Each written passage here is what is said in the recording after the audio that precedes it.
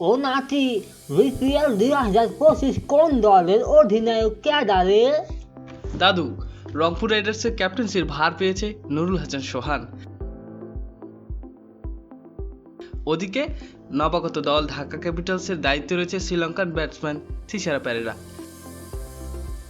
আর দুর্বার রাজশাহী দলের ক্যাপ্টেন্সির ভার পড়েছে এনামুল হক বিজয়ের উপর, এবং ফরচুন বরিশালের ক্যাপ্টেন বরাবরের মতোই তামিম ইকবাল।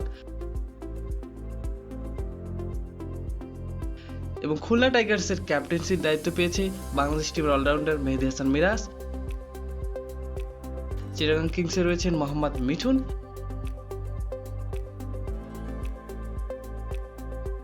এবং সর্বশেষ সিলেট স্ট্রাইকার্সের ক্যাপ্টেন্সির ভার পেয়েছেন আরিফুল হক।